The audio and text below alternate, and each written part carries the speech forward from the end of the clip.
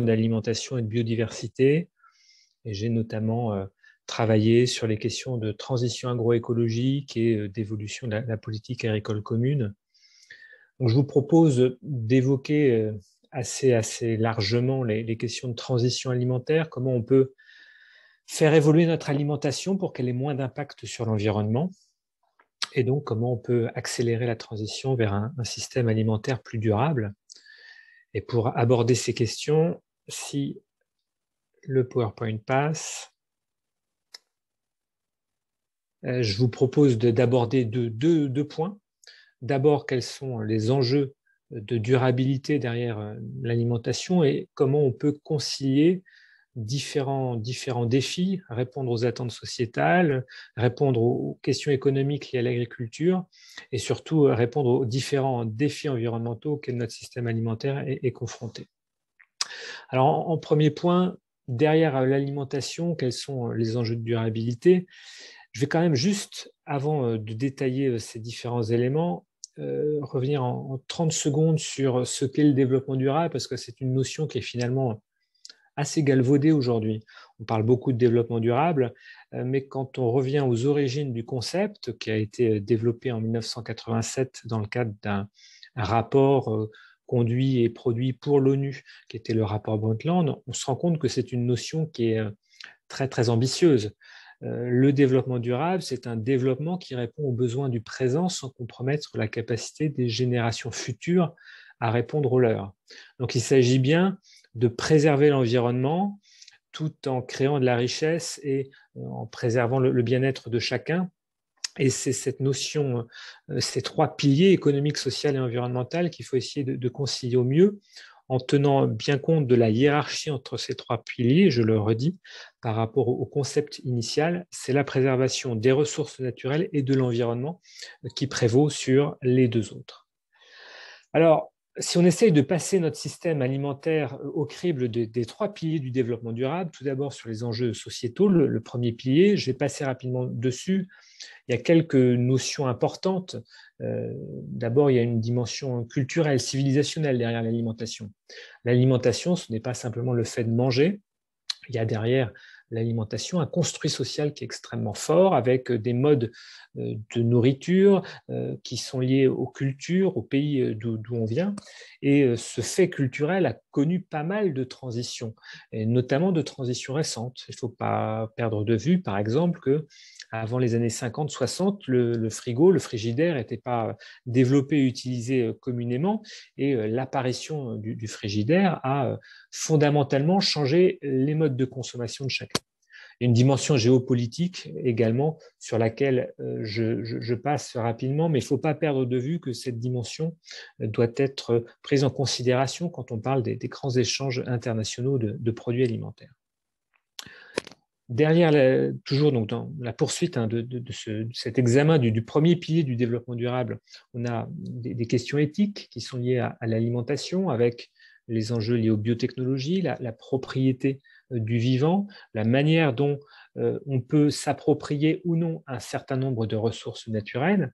Et puis une autre dimension qui est liée au bien-être animal, qui est de plus en plus présent dans le débat public et qui conduit à une évolution des modes de consommation avec, on le voit aujourd'hui, de plus en plus de gens qui mangent moins de viande pour des questions notamment de bien-être et le développement du végétarisme, du véganisme et du flexitarisme.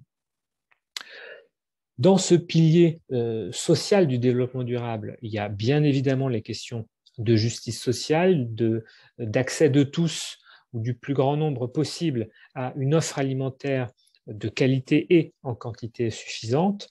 Bon an, mal an, c'est 4 millions de personnes qui ont accès à l'offre alimentaire et malheureusement, avec la crise du Covid, c'est sans doute 5 millions de personnes qui auront frappé à la porte d'une association d'aide alimentaire au cours de l'hiver 2020-2021.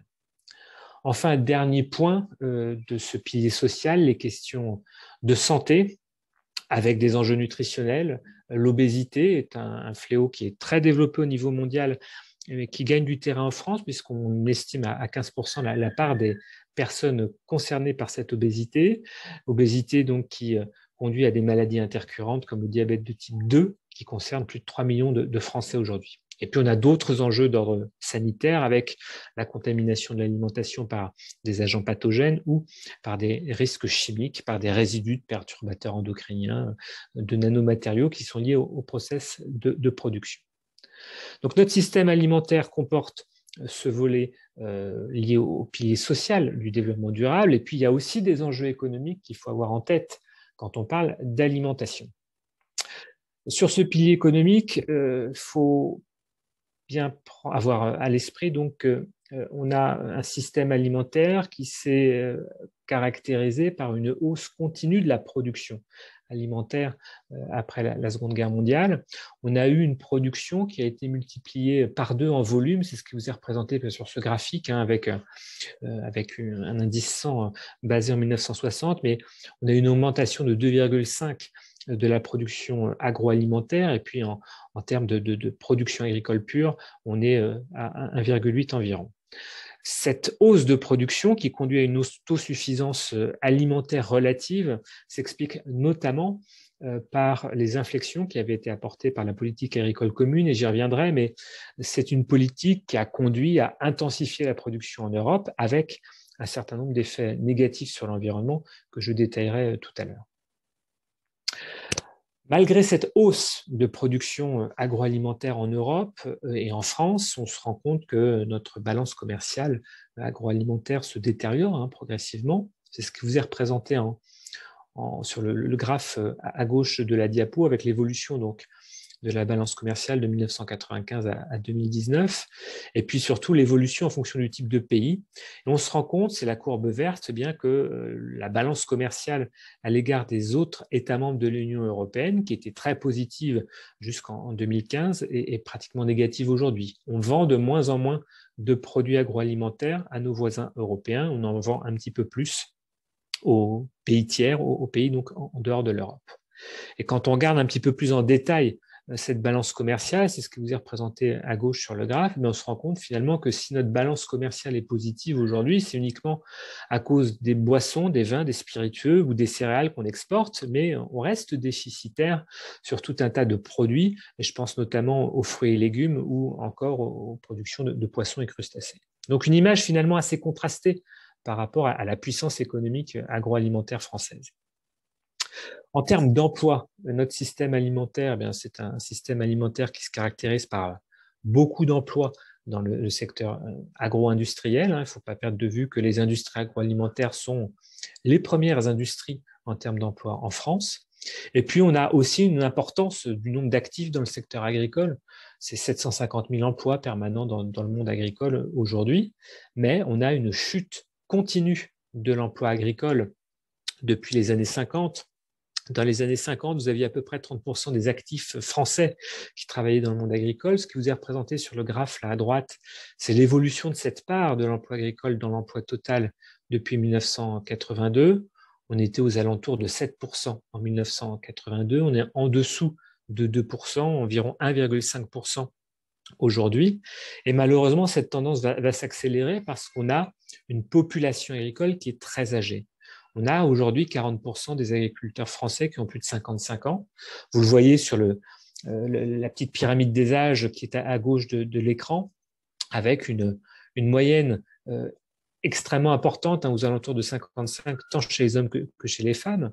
Et ça va avoir une conséquence extrêmement forte, extrêmement rapide sur notre système alimentaire. Ça veut dire que dans les 10 ans qui viennent, on va avoir 40% des agriculteurs français qui vont partir à la retraite. Et la question du renouvellement des générations est un problème qui va se poser.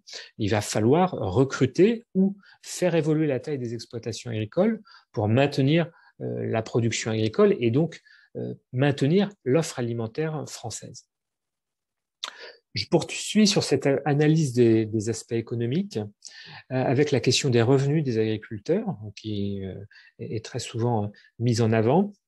On a aujourd'hui des revenus agricoles qui sont globalement très faibles et qui surtout sont de plus en plus volatiles. Dans 30% des exploitations agricoles françaises aujourd'hui, on a un salaire moyen qui est inférieur à 350 € par mois et c'est généralement le conjoint ou la conjointe de l'agriculteur ou de l'agricultrice qui travaille en dehors de l'exploitation qui permet de faire vivre la famille. Et ce qui vous est représenté sur ce graphique, c'est la l'évolution du revenu courant avant impôt des agriculteurs en fonction du type d'exploitation. Et vous voyez que c'est extrêmement fluctuant en fonction des années. Vous avez sur la courbe rose l'évolution du revenu des producteurs de porc en moyenne en France, donc c'est très très variable, et ça s'explique traditionnellement, historiquement. Lorsque les cours de porc augmentent, eh bien, les producteurs élèvent de plus en plus d'animaux, ce qui fait qu'on a un excès d'offres, une chute des cours, et donc ensuite, on a une diminution de la production. Ce qui est intéressant sur ce graphique, c'est la courbe jaune qui vous représente le revenu moyen donc des agriculteurs, des céréaliers. Et jusque dans les années 2006, 2007, 2008, on avait un revenu qui était globalement positif et qui était relativement constant. Et ce qu'on observe depuis 2007, c'est une très grande volatilité de ces revenus. Et surtout, on a eu des épisodes avec des revenus moyens de l'ensemble des céréaliers français qui sont devenus négatifs. Et ça s'explique par la très grande volatilité des cours des matières premières à l'échelle mondiale. Et ça fait partie des éléments qu'il faut vraiment avoir en tête lorsqu'on essaye d'aborder l'évolution de notre système alimentaire dans son ensemble. L'autre point important qu'il faut aussi avoir à l'esprit, c'est qu'aujourd'hui, on a une forte dépendance du revenu des agriculteurs liée aux aides de la politique agricole commune. C'est en moyenne, tout type d'exploitation confondue, 100% du revenu courant avant impôt qui est couvert par les aides de la PAC, avec des variations extrêmement fortes. On est aux alentours de moins de 10% pour des viticulteurs ou des producteurs de fruits et légumes et à plus de 200% pour des éleveurs bovins. Cette politique agricole commune, elle est centrale dans le système alimentaire. D'abord, elle est très ancienne, elle est directement liée au traité de Rome, c'est-à-dire que les grands principes de la PAC, tels qu'ils fonctionnent aujourd'hui, ont été définis en 1958 et ils n'ont pas bougé. Et à l'époque, il s'agissait vraiment d'augmenter la production agricole européenne pour assurer l'autosuffisance alimentaire et l'autonomie de l'Europe en termes d'alimentation. Et bien évidemment, en 1958, en 1962, avec le lancement de la toute première PAC, les questions environnementales étaient très très peu présentes, voire pas présentes du tout. Il a fallu attendre les réformes, notamment de 2000, avec la création d'un deuxième pilier de la PAC dédié au développement agricole, pour que cette prise en considération des enjeux environnementaux soit vraiment au cœur de cette politique européenne. La PAC reste un enjeu politique majeur puisque c'est le premier budget de l'Union européenne encore aujourd'hui, c'est 43% du budget total. Et dans ce paysage-là, la France a une position très particulière puisque la France reste le premier bénéficiaire des aides de la PAC. C'est environ 9 milliards d'euros qui sont versés chaque année aux agriculteurs français et ça représente 16% du budget total. Voilà rapidement sur le pilier social et le pilier économique du développement durable appliqué au système alimentaire. Et là, je vais vous parler du cœur de la présentation, c'est-à-dire les enjeux environnementaux, où là aussi, on a des aspects qui sont finalement assez contrastés si on essaye de dresser un bilan environnemental de notre agriculture. D'abord, il y a une question qui n'est pas forcément dans l'esprit de chacun, mais qui est la question des pertes et gaspillages. On a une spécificité ou une particularité aujourd'hui. On a un système alimentaire qui est centré sur des chaînes d'approvisionnement extrêmement longues qui conduit à un niveau de perte et gaspillage important. Ça représente environ 150 kg par habitant et par an de produits agroalimentaires qui sont perdus, produits pour rien. Et si on convertit ces pertes et gaspillages en émissions de gaz à effet de serre, eh bien, ça représente au total pour la France 15 millions de tonnes d'équivalent CO2, soit 5% des émissions françaises annuelles de gaz à effet de serre. Donc, si on règle le problème des pertes et gaspillages alimentaires, on règle une partie non négligeable des émissions de gaz à effet de serre et donc du problème climatique. Pour faire une petite focale donc, sur cette question du dérèglement climatique, l'agriculture a une position assez particulière, puisqu'elle est tout à la fois une victime de ce réchauffement climatique, de ces aléas climatiques. On le voit là avec l'actualité où on a eu un épisode très tardif de gelée qui a conduit à des pertes a priori qui vont être quand même très très conséquentes pour l'agriculture, notamment la viticulture et l'arboriculture. Et dans le même temps, avec cette place de victime du réchauffement climatique, eh bien l'agriculture est aussi un facteur de contribution au dérèglement climatique. Ce qui vous est représenté à gauche sur le graphe, c'est un extrait en fait du rapport du GIEC sur le changement climatique qui montre la hausse des 3 principaux gaz responsables du réchauffement climatique, le CO2, auquel on pense habituellement, et également 2 autres gaz, le CH4, le méthane, qui est émis notamment par les ruminants, par les effluents d'élevage, et puis le N2O, le protoxyde d'azote, qui est issu de la transformation des engrais azotés.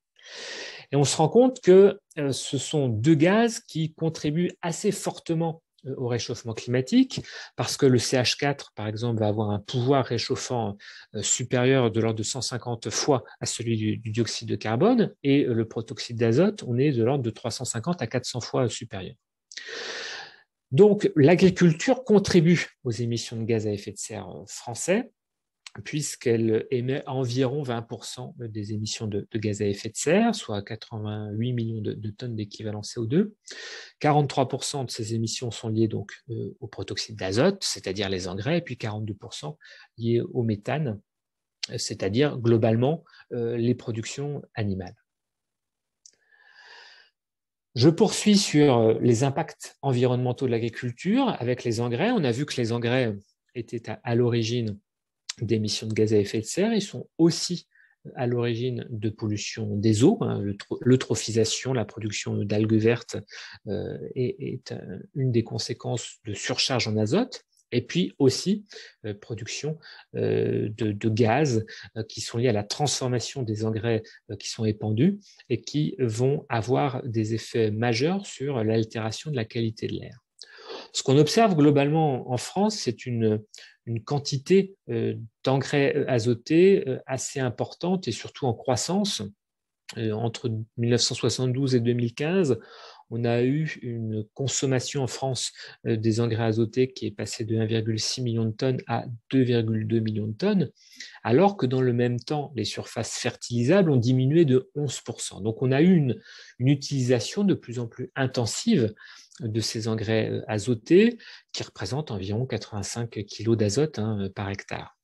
Et donc, ça fait partie des éléments qu'il faut essayer de réguler pour limiter des impacts à la fois, donc je le redis, sur la qualité de l'eau, sur la qualité de l'air et sur le réchauffement climatique.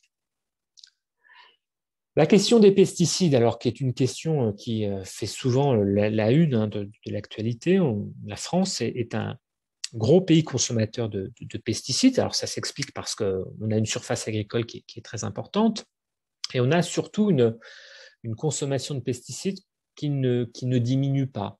Il y a eu un plan qui a été lancé en 2008 et qui est rentré en application en 2009 qui visait à réduire de 50% la consommation de pesticides d'ici à 2015. C'était le plan Ecophyto et on a pu mesurer la consommation de pesticides à l'aide d'un indicateur qu'on appelait à l'époque donc le NODU, le nombre de doses unités, qui, pour résumer, est une combinaison à la fois de la toxicité de l'herbicide utilisé et du nombre de la quantité épandue pour un traitement donné.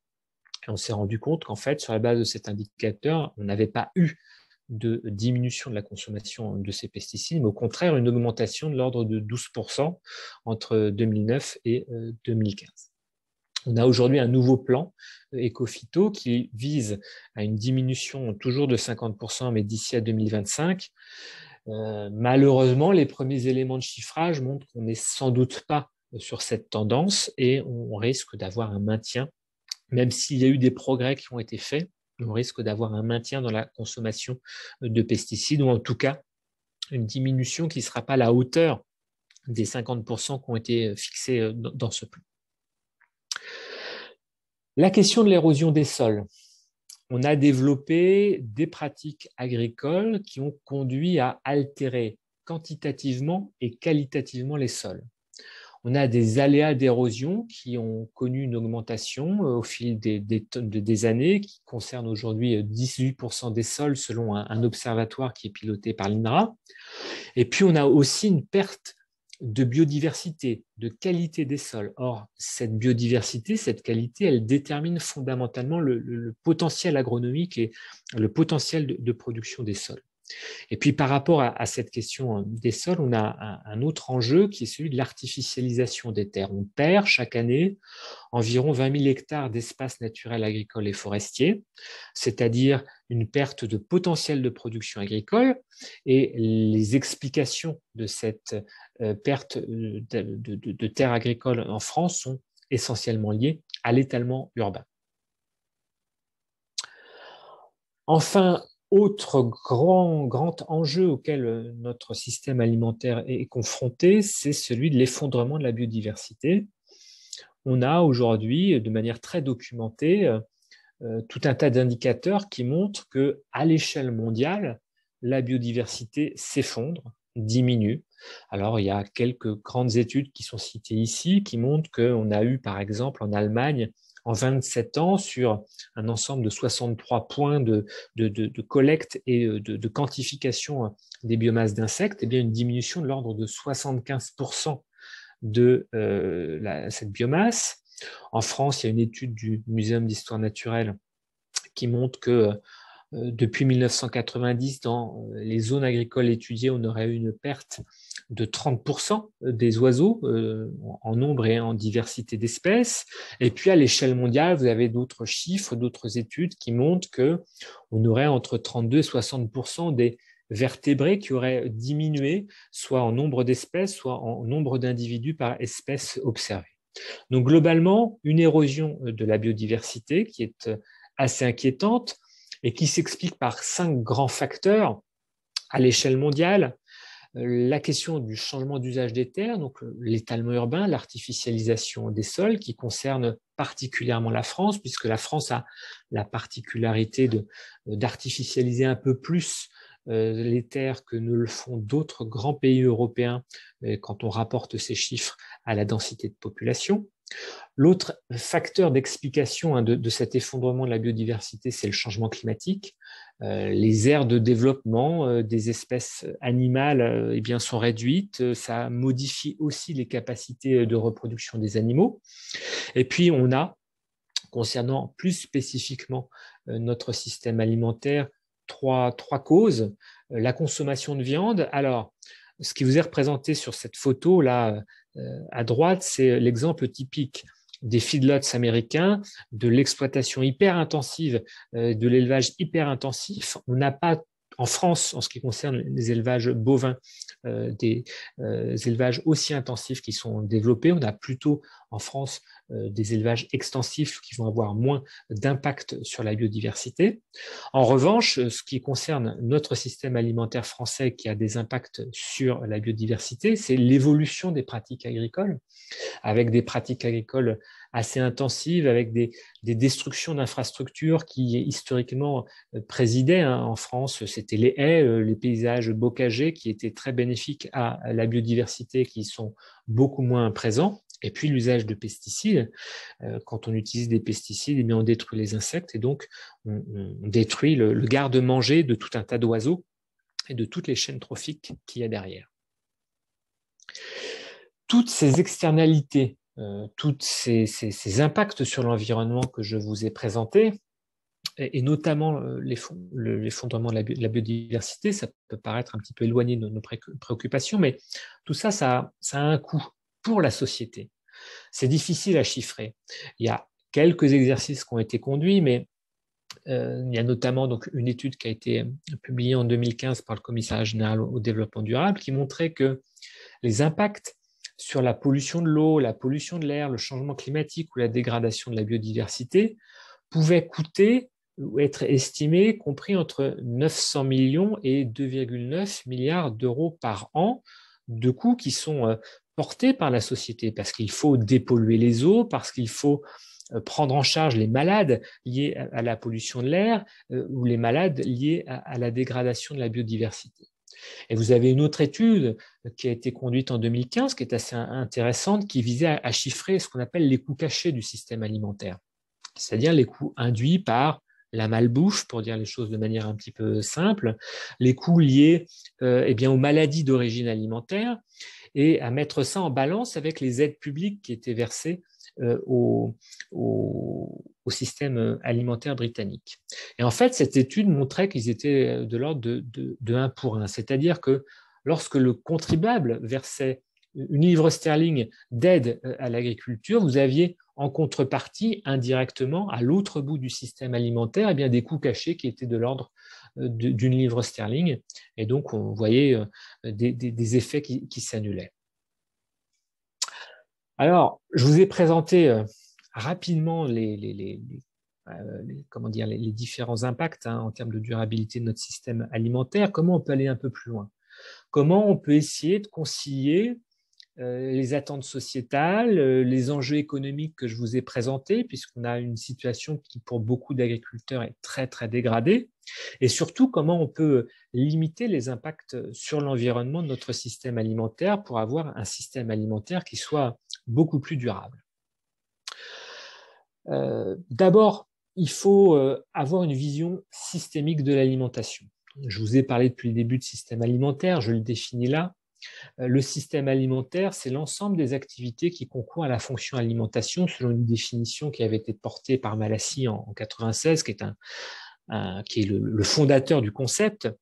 L'idée, c'est de sortir de l'idée de la vision un peu traditionnelle des filières agroalimentaires, qui sont très, très linéaires, pour vraiment aborder les questions de manière beaucoup plus holistique et pour aussi prendre en considération non pas simplement les acteurs économiques, mais également les citoyens, les ONG et les consommateurs dans cette boucle.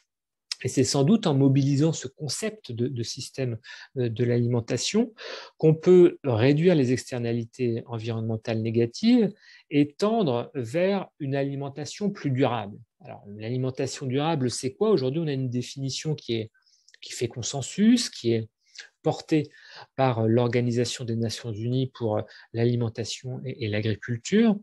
Et il s'agit véritablement, avec cette notion d'alimentation durable, eh bien, de tendre vers une protection et un respect de la biodiversité et des écosystèmes, de proposer une offre alimentaire qui soit acceptable culturellement.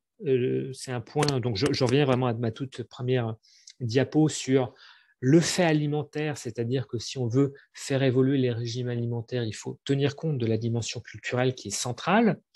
Il faut essayer de construire des régimes qui soient économiquement équitables et accessibles, abordables pour le plus grand nombre et pour tous. Il faut qu'on ait des régimes alimentaires qui soient sûrs et sains d'un point de vue nutritionnel et surtout qui permettent d'optimiser les ressources naturelles et humaines, c'est-à-dire qui permettent d'envisager une véritable durabilité au sens temporel du terme pour qu'on puisse préserver l'alimentation des générations à venir.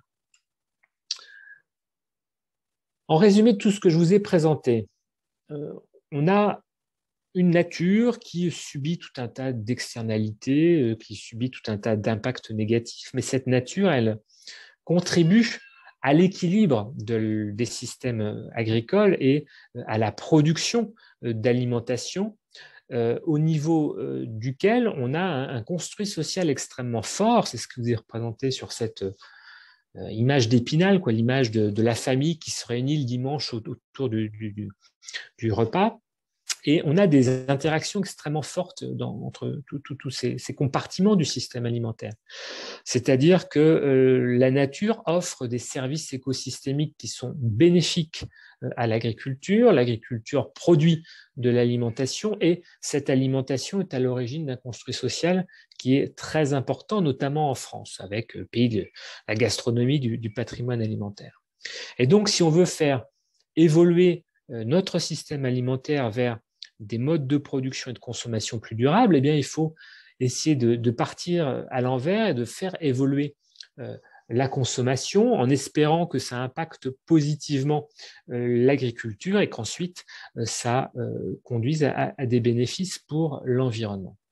Alors comment on engage cette transition, comment on fait évoluer les choses? Il y a plusieurs options, il y a plusieurs théories, mais il y a une théorie que moi en tout cas je retiens, qui est celle des transitions multiniveaux, c'est-à-dire qu'il faut vraiment mobiliser et lever de nombreux verrous sociotechniques et le faire en même temps. Tous les acteurs des systèmes alimentaires doivent être mobilisés pour ça, c'est-à-dire qu'il faut que les agriculteurs changent leurs pratiques, mais il faut également que les industries agroalimentaires évoluent, modifient leur process de transformation et que les consommateurs, de leur côté, également changent leurs pratiques. Ça implique qu'il y ait des partages de connaissances entre ces différents acteurs, mais aussi et surtout un partage de valeurs au sens économique du terme. Il faut que la valeur ajoutée soit mieux répartie entre les différents acteurs. Il faut qu'on s'appuie sur l'innovation, innovation au niveau des systèmes de production, des procédés de transformation, mais aussi innovation organisationnelle en inventant de nouveaux modes de commercialisation, pardon. Et puis enfin, il faut qu'on trouve de nouveaux débouchés. Il faut qu'on différencie les productions durables des productions qui ne le sont pas pour permettre une reconnaissance par le marché et donc une valorisation. Quelques pistes pour cette transition. D'abord, l'évolution des régimes alimentaires. On l'observe déjà.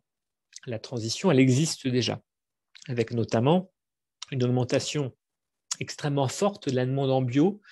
Les produits bio, c'est ce que vous avez représenté sur le graphe là, à droite. On voit qu'il y a un marché qui est en explosion depuis les années 90. On était en 1999 à un chiffre d'affaires des filières bio de l'ordre du milliard. On était à 7 milliards en 2016. On tend vers les 10 milliards aujourd'hui. Et ça conduit à une augmentation des surfaces agricoles dédiées au bio, c'est ce que vous avez représenté là à gauche sur le petit graphe, les surfaces agricoles utiles dédiées à la bio dans les différents pays européens. Et sur la courbe bleue, ça passe peut-être mal, mais c'est la France. La France est devenue en 2019 le premier pays producteur de bio en surface en Europe devant l'Espagne. Donc, on a cette tendance au bio qui s'accentue, et puis on a d'autres tendances que j'évoquais tout à l'heure, la consommation moindre de viande qui est observée. Alors ça s'explique parce que les questions de bien-être animal sont de plus en plus présentes dans le débat public, mais aussi parce qu'on a conscience des impacts carbone de notre alimentation et que manger moins de viande peut, dans un certain nombre de cas, réduire nos émissions de gaz à effet de serre. Pour qu'il y ait cette transition du système alimentaire, il faut accompagner les consommateurs et il faut les informer. Il y a deux volets que je cite parmi d'autres. Alors, le premier, c'est la question centrale de l'éducation à l'alimentation. Il y a des valeurs un petit peu historiques.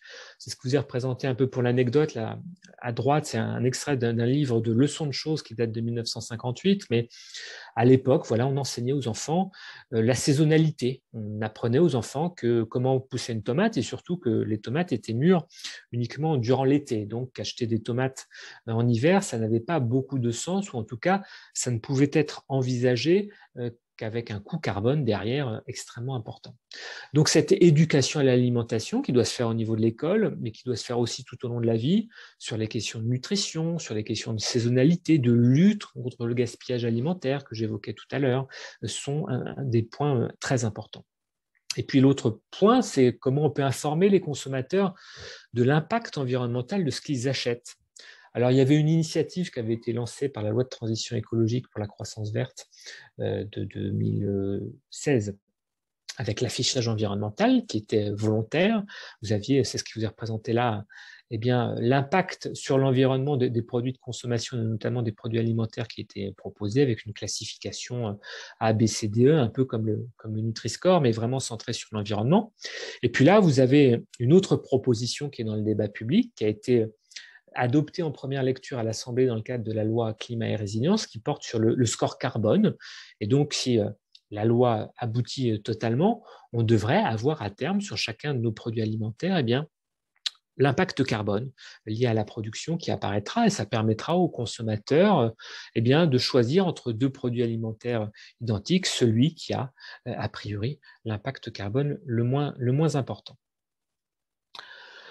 Comment on fait bouger les choses? Ça passe aussi par la commande publique, ça passe aussi par la manière dont la restauration collective peut se mobiliser. La restauration collective, c'est 40% environ de l'ensemble des repas qui sont pris par les Français chaque année, ce qui est important. Alors, 40%, c'était avant la crise du Covid, bien évidemment, mais il ne faut pas perdre de vue qu'il y a beaucoup de gens qui mangent. Alors, il y a les cantines, mais il y a aussi la restauration professionnelle qui est très importante.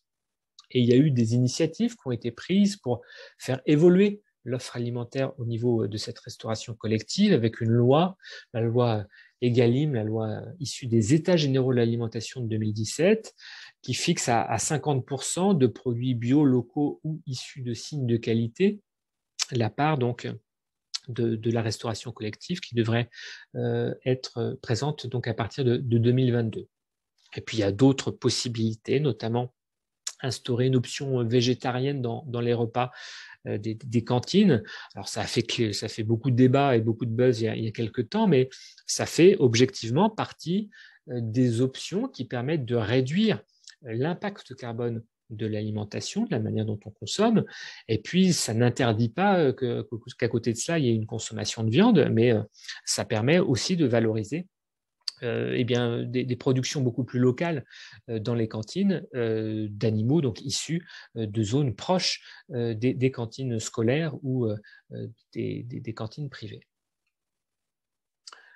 Je vous ai un peu parlé de la PAC tout à l'heure, mais je le redis, c'est un point important, la PAC, la politique agricole commune, un peu plus de 9 milliards d'aides publiques qui sont versées chaque année aux agriculteurs. Bien évidemment, ça oriente les modes de production. Et on peut imaginer des évolutions de la PAC qui aillent vraiment mettre l'accent sur la transition agroécologique. C'est ce qu'on avait proposé en 2019 à France Stratégie dans le cadre d'un rapport qui avait contribué à, en tout cas, débattre d'un certain nombre d'options. Alors, ce qu'on peut imaginer, c'est de recentrer les aides de la PAC sur la rémunération des services environnementaux. C'est-à-dire financer les agriculteurs qui vont mettre en place des modes de production bénéfiques pour l'environnement, des agriculteurs qui installent des haies, qui maintiennent ce qu'on appelle des prairies permanentes, c'est-à-dire des prairies qui durent très longtemps dans le temps et qui surtout séquestrent le carbone de manière extrêmement forte. Et puis on a d'autres dispositifs comme les SIE, les surfaces d'intérêt écologique. L'autre option, c'est le soutien à la polyculture élevage. Sans rentrer dans les détails techniques, on a aujourd'hui des exploitations agricoles qui sont hyper spécialisées, avec des céréaliers en Beauce, des éleveurs en Bretagne. Or, on se rend compte que d'un point de vue strictement environnemental, écosystémique, c'est en essayant de recoupler sur des territoires l'élevage et la culture qu'on recouple les grands cycles de matière, le cycle du carbone et le cycle du phosphore. Et donc, ce modèle qui est de la polyculture élevage est sans doute un modèle sur lequel on doit mettre plus de soutien public. Et puis, on peut également soutenir les filières qui sont plus bénéfiques pour l'environnement, la filière bio, la filière de production de légumineuses, de protéines végétales qui sont très, très importantes et qui ont des bénéfices pour l'environnement puisque les légumineuses séquestrent l'azote, captent l'azote beaucoup plus fortement que d'autres plantes et donc vont limiter les effets délétères ou négatifs de l'utilisation d'engrais, par exemple. Il faut bien évidemment accompagner les agriculteurs vers l'agroécologie. Ça passe par la formation, ça passe par le soutien à l'innovation, qu'il s'agisse d'innovation organisationnelle, mais également d'innovation technique. Et puis, on peut imaginer des dispositifs contractuels qui vont permettre de soutenir des groupes d'agriculteurs qui veulent s'engager sur le temps long vers cette transition agroécologique. Concrètement, aujourd'hui, on a des transitions vers des systèmes alimentaires plus durables qui sont d'ores et déjà engagés. Il y a eu une déclaration en 2014 de l'Association des régions de France qui prônait le développement de systèmes alimentaires territorialisés et durables, c'est-à-dire des systèmes de production agricole qui reposaient sur des filières de proximité, des circuits courts, qui privilégiaient une agriculture familiale, qui utilise peu d'intrants, peu d'engrais, peu de pesticides, qui reposaient sur des contrats longs entre les collectivités locales et les agriculteurs pour que les agriculteurs aillent eh bien, apporter leurs produits pour alimenter les cantines scolaires ou les cantines des collèges. Et ça fait partie eh bien, des différents exemples, des différentes initiatives qu'il faut sans doute soutenir pour avoir une agriculture plus locale, moins pénalisante pour l'environnement et qui soit aussi plus rémunératrice pour les agriculteurs, puisque avec des systèmes de contractualisation sur le long terme, on peut garantir aux agriculteurs eh bien, une rémunération plus stable sur le long terme et donc éviter un certain nombre d'aléas, un certain nombre de faillites.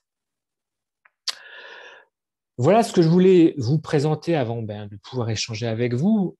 En conclusion de tout ce que je vous ai raconté, ou en tout cas des messages que j'ai essayé de vous faire passer, il faut retenir qu'on a deux leviers importants pour faire évoluer l'agriculture et l'alimentation vers des modes de production plus durables. Il y a les politiques publiques qui sont déterminantes. La politique agricole commune est déterminante, je le redis, et donc la réforme de la PAC qui est en cours de discussion va être une occasion pour faire évoluer les modes de production et les soutiens aux agriculteurs qui s'engagent vers des modes de production plus durables. Mais il y a également nos choix alimentaires qui sont importants. On a des effets quand on consomme de l'alimentation, directs sur l'alimentation, sur le climat, sur la biodiversité, et indirects sur la manière dont vont s'orienter les systèmes alimentaires et donc les modes de production agricole. Et donc, il faut imaginer de refonder le contrat social entre agriculteurs et citoyens pour essayer de réconcilier eh bien, les attentes sociétales, puisqu'il y a quand même des attentes sociétales de plus en plus importantes vers des modes de production plus durables, les attentes des agriculteurs qui veulent très légitimement être justement rémunérés, et puis les attentes citoyennes par rapport à un certain nombre d'enjeux environnementaux. Il faut retenir qu'on a un système alimentaire qui est un système vivant, c'est un écosystème finalement qui est complexe, et donc c'est ces équilibres qu'il faut essayer d'aborder, et ces équilibres nécessitent, pour qu'il y ait une évolution vers plus de durabilité, eh bien de mobiliser tout un tas de leviers différents, la PAC, la formation, le soutien à l'agroécologie, et c'est vraiment cette mobilisation conjointe de tous ces instruments qui permettra, à mon sens, d'aller vers un système alimentaire durable qui réduise ses impacts sur l'environnement et qui surtout, je le redis parce que c'est un point essentiel, qui assure aux agriculteurs la juste rémunération de leur travail, car on sait, et je l'ai présenté, que dans un très grand nombre de cas, malheureusement, eh bien, la situation des agriculteurs est très difficile.